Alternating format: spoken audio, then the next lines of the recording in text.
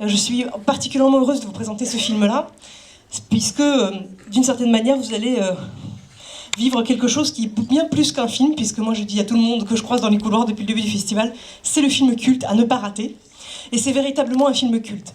Alors, plusieurs raisons à cela. Première raison, ce film est très connu puisqu'il fait partie d'un des premiers longs métrages des fameux réalisateurs de la nouvelle vague kazakh. Bientôt je vous ferai répéter avec moi en chœur, tellement vous avez l'habitude d'entendre cette expression maintenant. Donc, un de ces cinéastes qui avait étudié avec Sergei Solovyov à l'Institut de Moscou et qui ensuite ont décidé de créer comme ça, de se nommer eux-mêmes la nouvelle vague kazakh pour promouvoir un petit peu leur manière nouvelle d'approcher l'art cinématographique.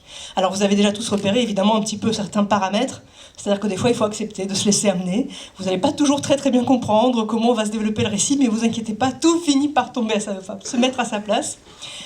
Alors, et on peut dire aussi que ce film-là, je pense, dans son ambiance, dans son atmosphère, a su capter quelque chose de toute une génération. Et c'est pour ça qu'il a pu parler autant à tous les jeunes à l'époque, mais pas du tout seulement au Kazakhstan, dans toute l'Union soviétique.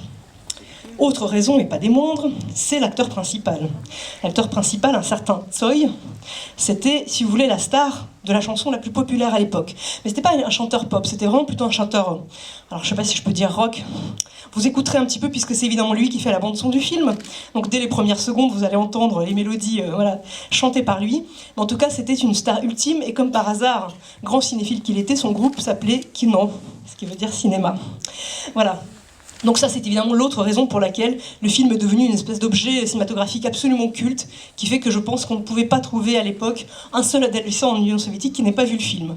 Voilà. Et je pense qu'encore aujourd'hui, on pourrait poser la question à beaucoup d'adolescents, un minimum cinéphiles en tout cas, il n'y en a pas beaucoup qui ne le connaissent pas, ce film-là. Voilà, donc je suis heureuse du coup que vous puissiez participer de plein pied finalement à cette culture-là et à ce morceau d'histoire, réellement.